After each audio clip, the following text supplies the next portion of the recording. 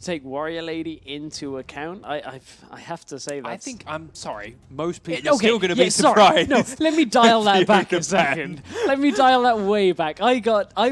Part of me was like, well, maybe they accidentally hit it, and I was like, it's not a surprise. No, Fiora is a massive surprise for those of you that aren't familiar with WarriorLady. I think I'm going to side with the viewers. Yeah, here. I'll give most you that. of them are. These are very different bands. I mean, Syndra we saw banned in the Syndra's last the same one. band.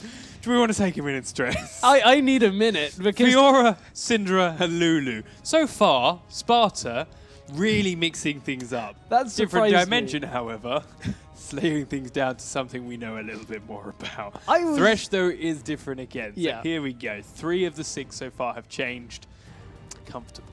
Let's bring it back. I've still got the hype from last series. I'm just seeing crazy things, and I'm off on one. But no, Bright colours and flashy yeah, lights. exactly. Now it has to be the last ban. There we Yeah, go. Okay, there we go. good. Something is consistent in this pick and ban phase. So Lulu banned out. Maybe as a top lane pick. Haven't seen it in too much of a time, but wow, Steve is going to lock in Irelia incredibly quickly. Yeah, nothing that really surprises us too much, as we mentioned how much of an impact Xayah's made with that in the last game, how strong she is secondly only to Gnar, and how hard she is to deal with by any of the other possible top lane picks. So doing that doesn't reveal too much about their team, doesn't reveal too much about their strat, and gives them a great solid footing for that lane, which we've already mentioned and keep mentioning. It's such a big factor in the current meta of this 419 patch. Yeah, we know that Steve is an Irelia player. It goes along with his strengths. His other preferred top laner right now is Kassadin. I have a couple of flex picks on Sparta, but now that we're into the picks phase, nothing is all that weird yet. No. Corki would How make is saying sense a bit here. more familiar. Probably a Lee Sin or a Jarvan when you look at it. Because I know that Shaunz is not much of a Lee Sin player, so they could look to take something else away and force him on to an uncomfortable champion, but that isn't going to be the case as of yet. No, they're opting to go with their solid bottom lane instead, and it gives Shaunz an immediate jump onto that Jarvan. And again, very, very much like our previous best of 3, Sona in that second round blue side pick. I think that was every game in that first best of 3. Sona came up in that second round blue side pick that she was collected. So that's, again, very much in the familiar. But the fact that Different Dimension waited on their jungler a little bit longer, there is the one jungler we didn't see in that last series that I want to see and could now be getting, is the Rengar. We didn't get that before. We didn't get Rengar in the last series, and is it in Different Dimensions playbook? We know Rengar is a very decision-heavy champion. You have to pick your engages very carefully. You can't just go in. You have to balance all of your Fury charges there and make sure that you have 5 stacks when you look to engage. This would be the option that we saw out of top lane for our matchup against Irelia, and looks like it may indeed be the lock-in. Will we see an Orianna here alongside it? Or well something then, incredibly different. Okay. All right, this may be very much why Different Dimension waited on their jungle pick. That Maokai could be in the jungle now, but we've got an immediate follower from Sparta. They had their picks locked and knew exactly what they wanted. Sivir, Lissandra. Yeah, and these are 2 champions which I really need to talk about a little bit. Sivir in the matchup against Corki, you spell shield off the Phosphorus Bomb and have an amazing amount of wave clear to be able to just completely push Corki out of lane. It makes for a very difficult siege time for Corki. Mid lane, this is a pick that Sparta pick from time to time. ShLaYa can play it in the middle lane. I was going to say, is this Sparta doing their research on DD and getting the pick ban phase predicted? Or is this a comp that Sparta run lots of the time and just know how it works perfectly and are that confident with it they can run it against any kind of picks? Yeah, this is Sparta's kind of standard setup. They'll flex pick Lissandra if they need to, but ShLaYa will pick Lissandra in the middle lane very comfortably blind, because that could potentially be what it's up against. And I guess, what is this? Maokai in the jungle, Malphite in the top lane? I guess. Think so. I guess that would make sense. Malphite against Irelia we know very regularly, but again, he struggles later. Maokai can do the same thing, doesn't have as bad of a time later on, but is far weaker in the jungle than Maokai, especially pre-6. Yeah. So, Zed was the final lock-in. Zed into Lissandra. Pre-6, well, it's a level 6 rush, because if Zed can obviously ult Lissandra before Lissandra has her ultimate available, where she can just ult herself and not take any damage from the death mark, that's a fairly easy lane to come out of. But You have to feel like ShLaYa knew Zed was an option here. It was open from the picks and bans phase. It's a very highly contested pick. ShLaYa is a very confident player. Yeah. He is very, very confident in his own abilities. If he wanted that Lissandra without having a mid laner already picked, or without knowing what he's up against, he is incredibly confident that he can 1v1 down Magebane, regardless of what he picked, regardless of the champion. Now, of course, you've also got the likelihood of Shaunz coming in and helping as well to help him along. But if ShLaYa picked Lissandra blind, ShLaYa expects to win this matchup no matter what.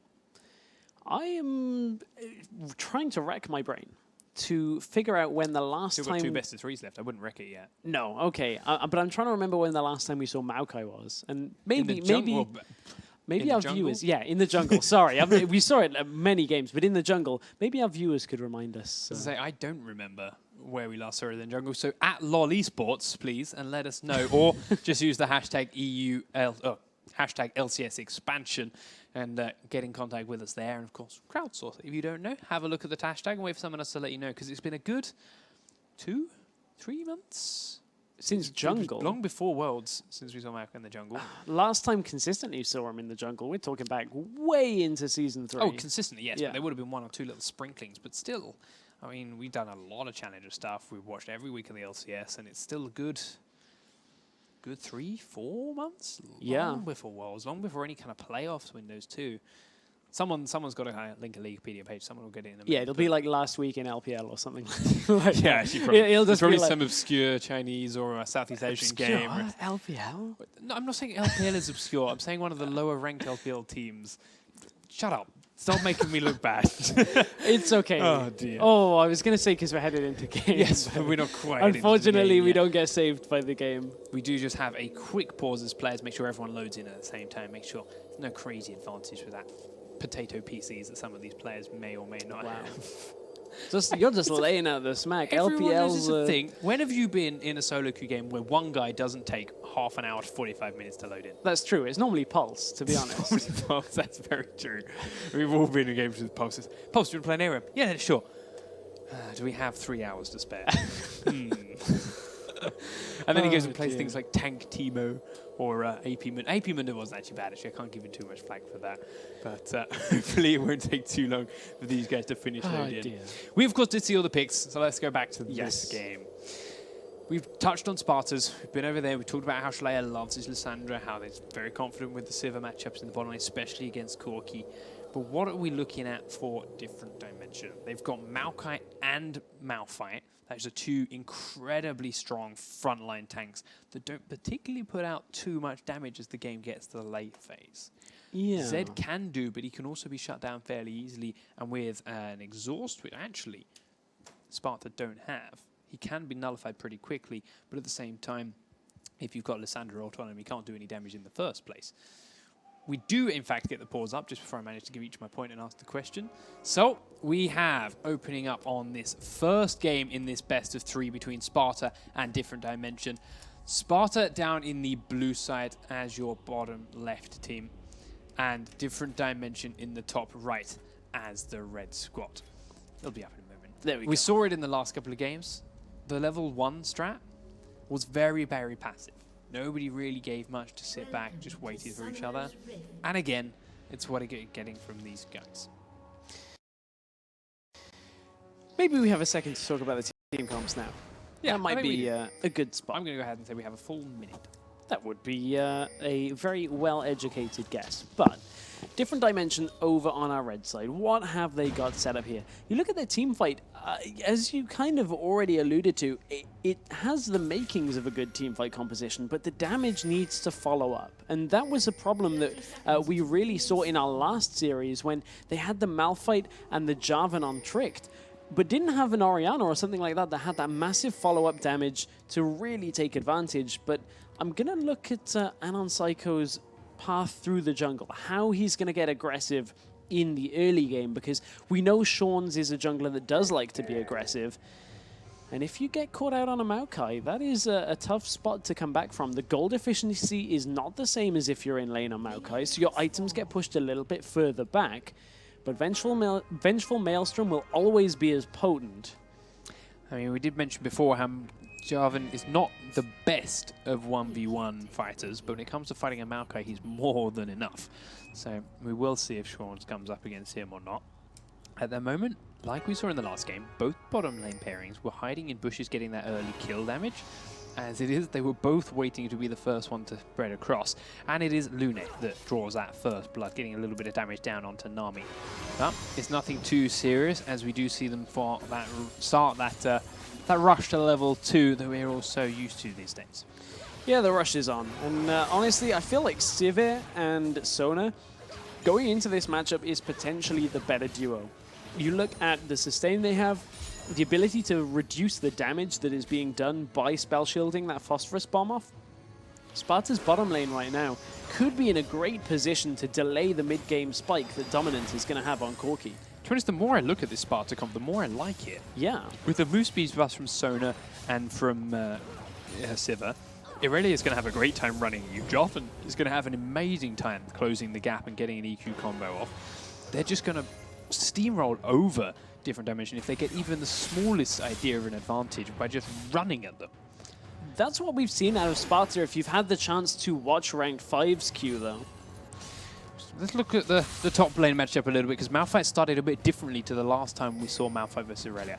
They were both Flask in the previous matchup. He has, however, this time gone for a cloth armor and seems to be doing a much better job.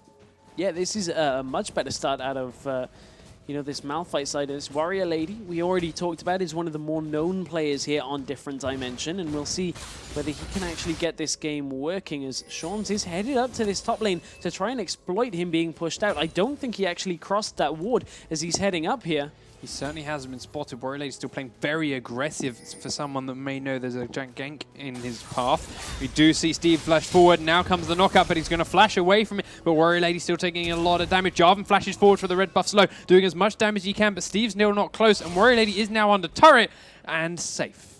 Flash for flash, but Shaunz will take that. That's a successful gank up in that top lane, and Malphite, if he's going to push like that, has to be prepared for Shaunz to come top lane and help Steve out. We know that Sparta like to get Steve fed in the early game and then rely on Nono in the late game. And that just kind of works along with that synergy between Shaunz and Steve. So both junglers were spotted in the rivers there. The pings were spammed right on their heads to make sure everyone knows where they were, and make sure ShLaYa was safe from that Maokai roam too. Because he is playing very aggressive and very push and trying to punish Magebane in what you, as you mentioned, was that rush to level 6. So it has to be careful of where this Maokai is. Now that the flash is down though, WarriorLady's got to be playing even more careful, and as a result she's coming around to place a ward in the tri-bush that has a Shaunz standing in it. So just about keeps her safe from this gank, forces Shaunz to back away without making too much of an impact. And to be honest, that's quite a bit of a problem for Sparta. Revealing where he is without doing anything about it or gaining anything from it, it's quite a bit of a win for Different Dimension at this stage in the game. It is, but when you take into account the difference in play style between junglers, I think all that'll do is allow AnOnPsyCkO to kind of breathe a sigh of relief that Shaunz isn't looking to invade on him, because AnOnPsyCkO is just looking to farm up on this Maokai, and the early levels are not going to be very aggressive from him, so Shaunz is going to have a lot of freedom on this map. You can already see AnOnPsyCkO has picked up that Quill coat, which of course that's going to give him that extra ward coming out and give them more control of the enemy jungle, but Shaunz should be better off on the aggressive stance. So we see the first shots coming out from both top laners now then. Mana Crystal going in for Malphite, and Doran's Blade coming out for Irelia. Yeah, so just having that extra bit of mana is going to help WarriorLady as he gets pushed in here by Steve, but no major buys really yet. Nothing that is going to swing a lane all that much here. Shaunz now is heading down bottom lane, planting a deep ward in by the blue buff, so now they're going to know if AnOnPsyCkO is coming around behind that turret at any point. But the lane is a bit too pushed for him to really make any kind of gank down in that bottom lane just yet, unless he wants to come through the lane bushes himself. But they need to make sure they're clear of wards before he tries to do that. So he's going to go back to the golems first. We spoke briefly about how this matchup was going somewhat well for WarriorLady, but check out the CS difference right now. Steve is having his way up in this top lane, 45 CS to 27, and WarriorLady just isn't able to trade. There's the 6. Well, she can trade. She can do damage back whenever Steve goes in, but that doesn't mean she's getting CS. WarriorLady's just slamming down his ability there from Steve comes on top, and for a little while it was more damage. But now Steve has a Doran's Blade, and WarriorLady is still trying to build defensive items. Steve is starting to grow that lead up. She's CSing far easier, and he's got much more sustain with that Crystalline Flask. Yeah, with the cloth armor start, WarriorLady actually doesn't have any sustain now that his health potions are gone, so he's kind of stuck here under this turret. Yes, he's got that little shield that's going to come from his passive, but until he's level 6, there's not really too much he can do here in this lane. So, AnOnPsyCkO, where are you at? You're at level 4 to the level 5 of Shaunz, so despite being in the jungle the whole time farming, you're farming slower, even though you're on the same CS. Does now hit that level 5 point, but still, it's a little way behind. Looking to see you make an impact somewhere soon. I do love Maokai jungle. It was a staple of my jungle repertoire for a while, but it fell out of the meta. So please, please show me how to bring it back, AnOnPsyCkO. Make an impact. Do something in this game that makes Maokai worth a pick. Who knows? Maybe on the updated Summoner's Rift with patch 4.20. With all the fancy new items, one can dream. One can dream, but WarriorLady dropping quite low. Very low, but Steve still knows he's not strong enough to go under turret, so does have to turn and back away as he uses up the last charge of his ultimate. That blue buff now actually was passed over to Zed, I believe, rather than Maokai taking it, which is odd if you're trying to rush Maokai to 6, but if you are having a tough time with Zed against ShLaYa, you're going to need that buff instead.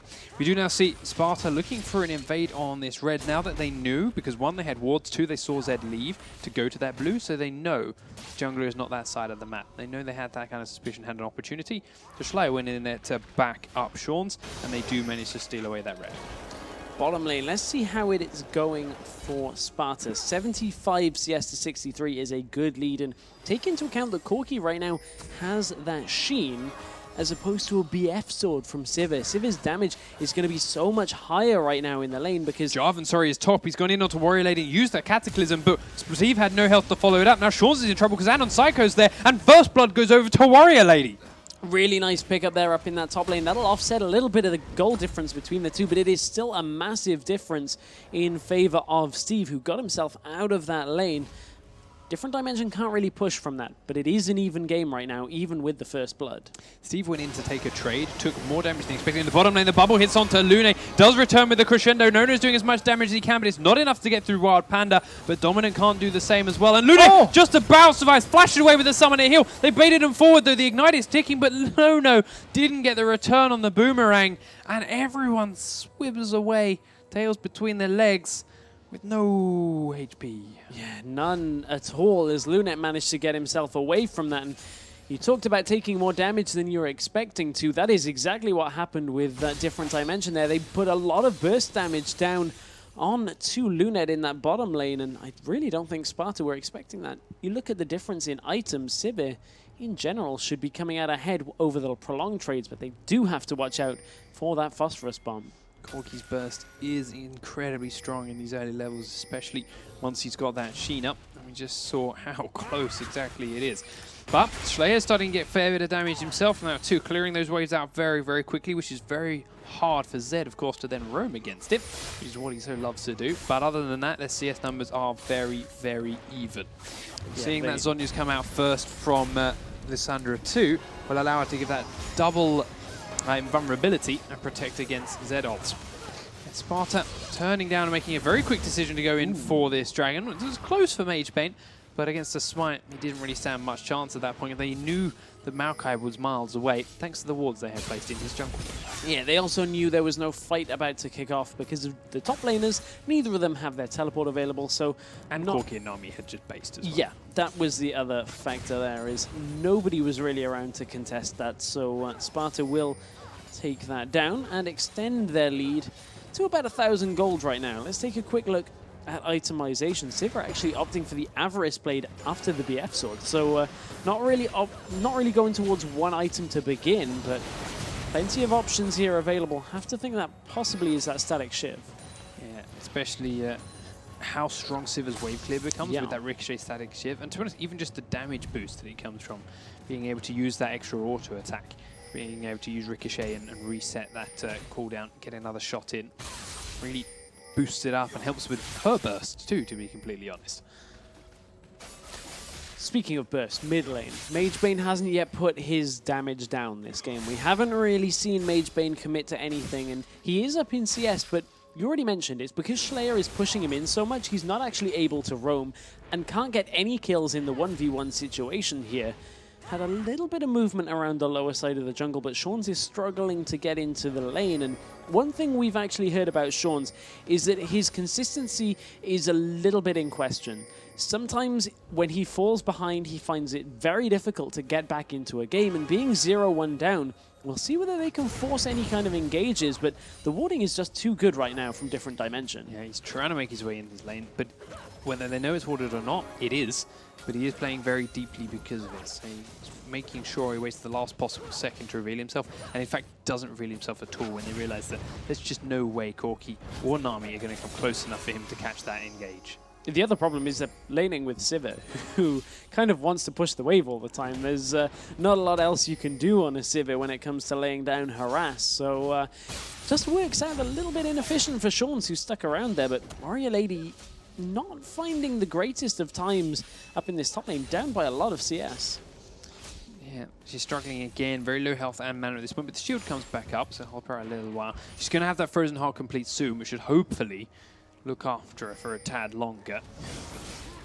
But AnOnPsyCkO, yeah, he's passing that blue buff over to Zed again to help him put up with ShLaYa's constant aggression as ShLaYa goes to grab his own blue. Now, of course, remember what happened last time they did this. Red buff was stolen away by Shaunz, so that timing is going to be up very, very soon for him, providing he cleared the camp, which I think he did. We'll see if Sparta do anything about it, because we also have the dragon coming back up again in about 3 minutes' time. So there's a bit of a decision to be made by Sparta on which one they want to prioritize, and my money will probably be on the dragon, as in fact Sparta get caught out on a recall in the bottom lane. The bubble's going to hit onto Nono. He's already used the spell shield. Crescendo only hits Wildpanda. Corki's doing so much damage and forces the flash from Nono as the ignite ticks down. Doesn't get a kill, but Sparta not paying attention when they recalled. They weren't paying attention and didn't really pay attention to what you were spell shielding off there. The phosphorus bomb damage actually landed amongst a big amount of burst that came from not only the ebb and flow, but a follow-up from Corki too. But have they overstayed? Shaunz, it's not in range. No, but just by being there, yeah, was enough for Shaunz to scare away the combo of Dominant and Wildpanda. But Shaunz is going to maybe think that that's not warded next time he crosses through. If he comes for a repeat gank... Although they did turn around as soon as he walked in there, so he might pick up on the fact that there was a ward in there, he just didn't catch it. That is possible. If Shaunz was paying attention. Yeah. Which I hope he is, because this is game one. This is a very important game, so I would hope he's paying attention. There's the 2-minute dragon timer, so we will start seeing people base, buying, spending their gold. Zhonya's hourglass complete on Lissandra now, which is great for her, and we need to see, if possible, that... I forget what it's called.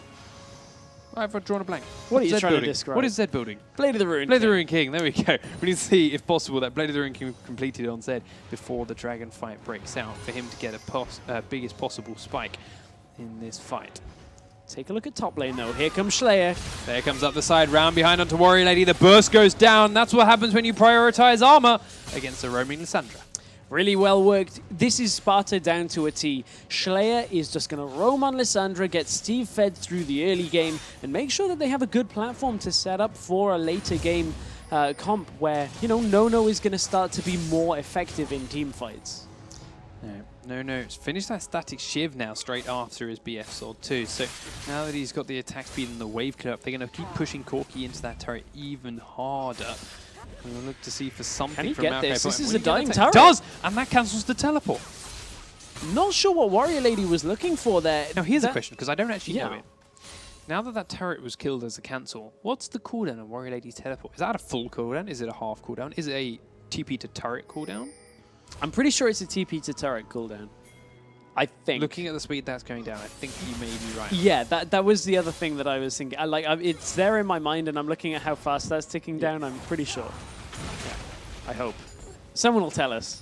LOL Esports. Someone will be sure, but yes. Hashtag LCS expansion. We don't know anything. Just tell us, please, Twitter, please.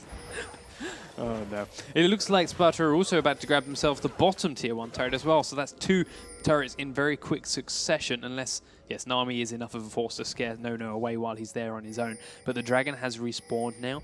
This time, different dimension are closer. Do they have the vision they need to come into this safely? Double warding over one side. They do see Sparta here.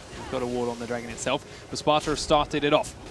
AD coming in round one side, planting another ward. Sivir goes out as she tries to disengage, but AnOnPsyCkO gets straight in on top of it. Now they blink forward. ShLaYa straight on top of Dominant. He has to flash away. No casualties yet. The first one is Jarvan, then it's Lissandra. Down goes Nami in return, though, as Zed is finished off by Irelia in the backside. Steve came down from the top lane very late, but is doing everything he can now to save Lounet's life. There's 3 members of DD left up, as 2 members of Sparta are running for their lives. One goes down. Only Steve left standing. Can we get an ace at a different dimension? The slow comes out from WarriorLady. AnOnPsyCkO's not close enough for a snare, and DD pull off a 4-for-2 fight. Really nice engage there, as Sparta just couldn't really balance everything in that fight there.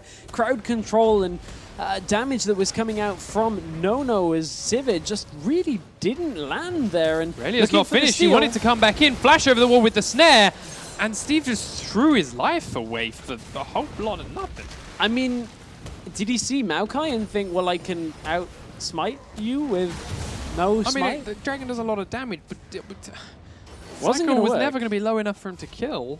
Not too sure about that. That's the first time we've seen Steve make a mistake like that, and hopefully it won't become a running theme, because he is 3-1 now, and we've talked to a lot of people. Steve is one of the best players here on Sparta, so decision-making like that maybe tells you that Sparta are a little bit shaken by the beginning of this game. Possibly, but they do immediately respond now by grabbing this turret in the middle lane, which is an even gold count now for them, despite losing that fight, despite losing that dragon. And we've already seen how low the bottom turret can be, so with what they've just done here and taking complete control of this, this blue side jungle, they also grab that tower down there and actually get a gold lead despite losing that fight and steal away the blue buff. So here is something going to the experience of Sparta. Yes, they lost that fight. And maybe that is exactly why Steve did what he did, because he delayed the recalls by delaying the dragon, and that allowed the rest of his team to come out onto the map and grab 2 objectives and a blue buff in return.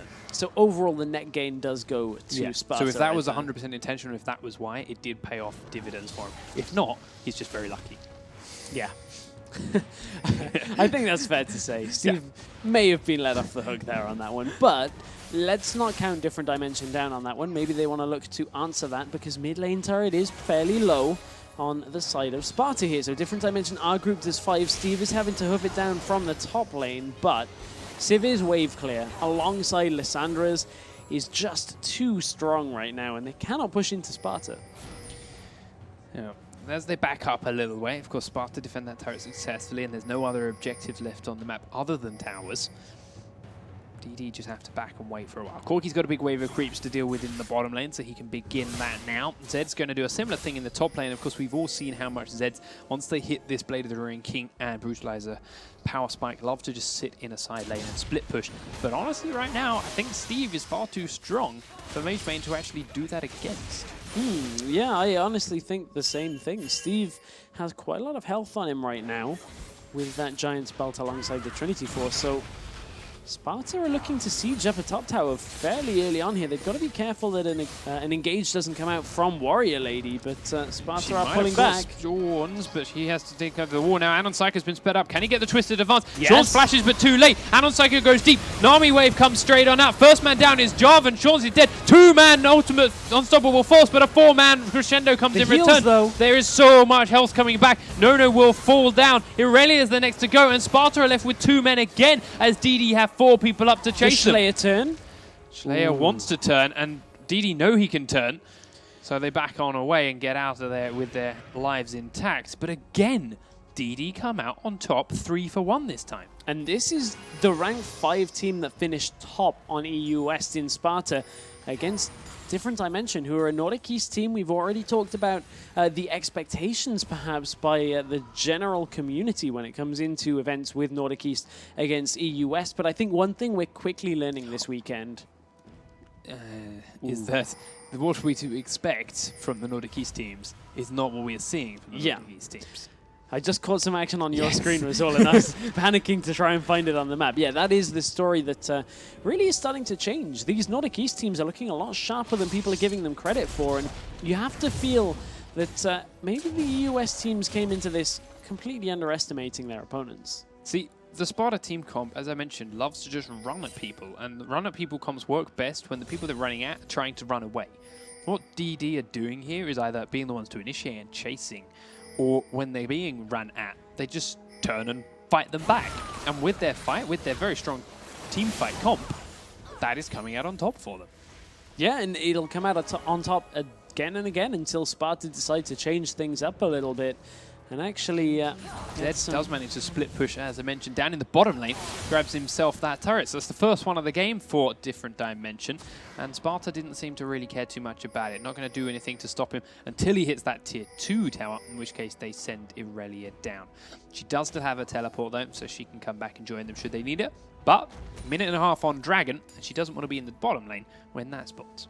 No, when Dragon comes up, it is pretty much imperative that all of the Different Dimension lineup and Sparta are ready for that. But look at how far Dominant is up on the map right now. He's at a very important part of the game. I guess people are probably going to get very sick of hearing this, but Corki now with that Trinity Force and Sorcerer's Shoes is important to note. That is the point at which you can really start to group as a team and actually lay down all of the damage from Corki. So expect Different Dimension to, group up, look for those fights. Only a minute left on that Dragon, and see if anyone's coming up with anything interesting. Now that Sunfire Cape has been completed on Malphite, but apart from that, everything across the map is somewhat standard. I was going to say, talking about Malphite, 4-1-4. Yeah. So despite having a shaky lane phase, a lot of the kills are going over to WarriorLady, which is going to help a lot when it comes to making him that unstoppable force that Malphite loves to be. Well, that seems to be doing everything that DD needed to. Magebane is doing plenty of damage in these fights. Dominant is doing ridiculous amounts, and they keep things going this way. Yes, the gold count is very even. The objective count is actually slightly in Sparta's favor, but with the death timers getting longer and longer and longer, DD can keep winning the fights. Then they will catch up in objectives very, very quickly. In fact, Sparta might have catch WarriorLady. They go over the wall, but can't quite get any more to lock him down. Don't want to chase it deeper into the enemy jungle. Ooh, that was a little bit of a dangerous moment there for ShLaYa as he went in. There's the ult. They're going for AnOnPsyCkO. The movement speed comes off, but he's so tanky. He just turns to fight them again. The ult comes out from Sona. It goes in onto Zed, who gets blown up by Sparta when he gets come out the stun. First man down on Sparta is Sivir. Now they've got Maokai, but they're trading evenly backwards and forwards. WarriorLady is so low, but Sparta have to turn and run because Dominant has finally joined the fight, and his rockets are doing so much. ShLaYa's been caught into Zhonya's, but he will undoubtedly fall. Does manage to take down WarriorLady with him, but Lounet and Steve get out. This time it's 3 for 3. The chase is on, though. Wildpanda has the speed up for himself. Is he actually going to get in range? I don't think so. No. So Different Dimension are just managing to turn these team fights because they're layering their crowd control so much better than Sparta are spreading out. And you saw multiple people get hit by the crescendo, get hit by the unstoppable force there. And the difference now to the earlier game of the day we saw when Malphite and Jarvan were together was in this composition. Even when Maokai is, from this jungle role, his Vengeful Maelstrom is reducing so much of Sparta's damage that the follow-up from Corki and Zed is so much stronger than everything that Sparta are putting out right now. But Sparta, have they sensed the timing, perhaps? They feel like they have. They are trying to rush it down. 7 kills to 12, and the gold lead is finally in DD's favor at 3,000. But if Sparta can pick this up, it's going to be incredibly hard 4 minutes from Zed. Just spotted that boomerang blade over the wall. They were checking it. They thought, you know what, this has been quiet. Magebane goes over. It's going to take a lot of attention from Sparta. Does use his ult to try and take down Steve. Unstoppable Force comes in to help him out. They're gone. Maokai gets the Baron. Steve's now being focused down by DD. He's incredibly low. DD trying to back away. ShLaYa is low as well. They're going to try and finish him off, but he will ult himself to stay alive. Dominant is so incredibly close. They need Corki to join this fight. He's there and he has the damage. ShLaYa has to flash away. Dominant flashes to follow him. Rocket gets one. Looking for Nono and Lounet now. Nono's followed. WarriorLady's low and Lounet finishes him off, but Dominant and Psycho are chasing onto Lounet. Valkyrie forward. Ace for DD. What good decision making on DD to check that Baron pit, and a very risky call out from Sparta to try and get a Baron win. I'll be honest, a desperation Baron wasn't even necessary from Sparta there. They weren't that far behind that was their only option. and they randomly decide to go for that as opposed to other objectives. It's the Baron, and now at least one turret going over to different dimension. And we are in for a treat of a series for our second of the day. I can see why Sparta do so well on the ladder. You look at their comp. You get a small lead in the little ones of your lanes, run at people, easy win. Small lead, run at people, easy win. All right, we're falling a little way behind. What do we do? Well, at this point in the game, they probably don't have good Baron wards. They probably don't have vision. And if we get there fast enough, they probably won't think about checking it because, nah, no one does Baron this early. In rank 5. Yeah. And so it probably works out for them. They probably get away with things like that. But with so much on the line and with this being a competitive environment, DD aren't letting things like that go to chance. They are checking these Baron pits. They aren't just turning and running or giving up those early advantages. They are fighting every fight. And it's working for them very, very well. And now Zed's back to split pushing again. And what did I mention about keeping winning fights and the objectives evening out? 3 turrets to 3. They've grabbed themselves a dragon after that last one as well. So that's one dragon differentiating the two teams. And as a result, an 8,000 gold lead for DD. And how does Sparta combat that? How do they stop Zed? Who can 1v1 a Zed right now who has 3 kills, 6 assists? Okay, Steve is pretty strong, but I have a feeling with the difference in CS and itemization right now that Zed may even just be able to take that fight. I don't think this is late enough. They've got no one that can 1v1 Zed right now, to be honest. What they need to do, if they can, is exactly what we had from our last game. Every time Babunia overextended, they had multiple people collapse onto him. What they need is when Zed overextends, multiple people collapse onto him. But Zed's not overextending this time around. And DD, as the rest of them are strong enough that you send more than one person against him, they're just going to run at the rest of your team. And they can tower dive now. Malphite and Maokai easily tank towers. Yeah, and the other thing about Zed overextending is when a Zed overextends, he just uses Living Shadow and just gets away. It's very hard to lock him down. He's far more difficult to lock down when he's split push mode than pretty much any other champion that likes to do it in the game. And take a look. We talked about AnOnPsyCkO in Maokai in that jungle role. We thought perhaps he'd struggle. We thought his itemization would be speaking about overextending, Magebane is being caught out by Steve down in the bottom lane, using his ultimate to try and get out. Dances back and forward. Jarvan Cataclysms, but Magebane turns around. Can he get the slow? Not quite, but DD are pushing straight up mid. Oh, 2-man unstoppable force hit ShLaYa and Nono. Nono has to try and turn and run, but Dominant's coming for him. Steve's back up here. ShLaYa uses his second in bomb, but comes down afterwards anyway. And they're diving onto the inhibitor turret. Steve is incredibly low, and it's a double kill for Corki. And that's exactly what I just said. DD are now diving a tier 2 and an inhibitor turret. They've made this a 1 for 3, and DD are going to take down middle inner and force the middle inhibitor turret. Nobody is here to defend this. They can face tank this all day long. The inhibitor is going to go down, and I almost can't believe I'm saying that Different Dimension are in a commanding lead against Sparta. They're going to grab this inhibitor with ease. They're up by 11,000 gold, and they're going to go back and spend a massive amount of money. Nearly 1,600 on Maokai, 1,500 on Corki, 1,300 on Nami. And they're going to come back out even stronger than they already are. And I love that response. It's the perfect play. It's, oh, you sent 3 people to kill our 1 Zed player. Fine. Yeah. Here's an unstoppable force. Run away from this one. And it hit both Nono and ShLaYa. They must have been right on the edges of that knock-up radius. It was perfect placement from WarriorLady. Beautifully played. And we've been told the Sparta lineup can be inconsistent. When they get behind, it's a struggle for them to get back into games. And right now, they are a very emotional lineup. Yeah, and that's where we find ourselves, is that they are behind, and Shaunz has very quickly gone from being somewhat even on Jarvan to 2 and 5 right now, and his items are looking very bare bones for this stage into the game. We're 30 minutes in, and he's only got the Elder Lizard and the Aegis of the Legion alongside a Sightstone. That is not a great spot to be in. When you look on the other side, completed Locket of the Eye and Solari, completed Ancient Golem, and a Giant's Belt on top of that. Let's have a quick look at the vision on both of these two teams, because you can see a massive amount of wards down on the minimap, but what do they actually show either of these? When it comes to red wards for DD, not actually a whole lot. There's a lot up the middle lane and a lot around the Dragon Pit, but that's about it. Sparta do have the entire side of their map covered with wards, but that is purely to keep themselves safe. They can't do anything aggressive with those. It's just to make sure that DD can't catch them by surprise.